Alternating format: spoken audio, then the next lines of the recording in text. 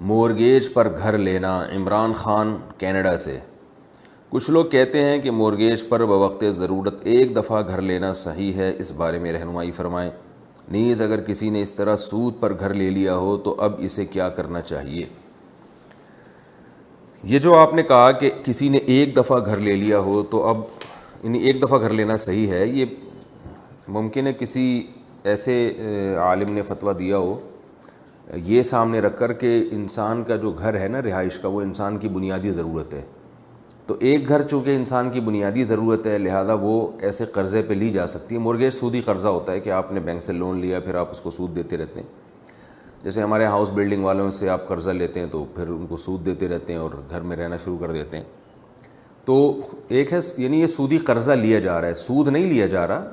سود لینا تو بہرحال حرام ہے، اور سود کی جو رقم ہے اس سے تو کچھ بھی خریدیں گے وہ حرام در حرام ہی ہوگی، لیکن جو سودی قرضہ لینا ہے وہ ضرورت کے موقع پر جائز ہے۔ سود لینا نہیں، سودی قرضہ لے کر سود دینا۔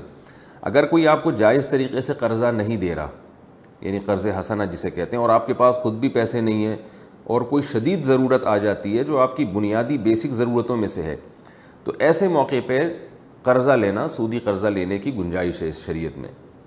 لیکن ضرورت کہتے کس کو ہیں؟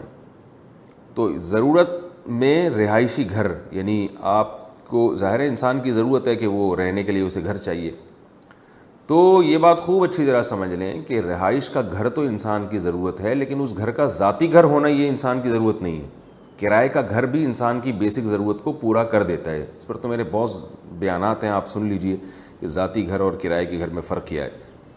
تو اس لیے ہمارے ہاں جو علماء کی تحقیق ہے وہ یہی ہے کہ اگر آپ کو رینٹ پہ گھر مل سکتا ہے اور آپ میں استطاعت ہے کہ رینٹ پہ رہنے کی، تو پھر آپ کے لیے مورگیج پر ذاتی گھر خریدنا جائز نہیں ہے، کیونکہ گھر کی جو بیسک ضرورت ہے وہ رینٹ پہ بھی پوری ہو جاتی ہے۔ مشکلات تو ہوتی ہیں اس میں، لیکن ظاہر ہے حلال میں اللہ نے مشکلات رکھی ہیں، حرام آسان ہے، تو اس لیے آپ کو چاہیے کہ اگر رینٹ پہ آپ رہ سکتے ہیں تو پھر آپ مورگیج پر گھر، ذاتی گھر نہ لیں۔ رینٹ پہ رہنا بھی ممکن نہیں ہے اور گھر کا اور بھی کوئی انتظام نہیں ہو رہا، تو پھر گنجائش ہے کہ مورگیج پہ گھر لیا جا سکتا ہے، لیکن ایسا ہوتا نہیں ہے۔ رینٹ پہ باہر یعنی لینا بھی آسان ہے ان ملکوں میں جہاں تک ہماری تحقیق ہے۔ اگر کسی نے اس طرح سے سود پر گھر لے لیا ہو تو اب اسے کیا کرنا چاہیے؟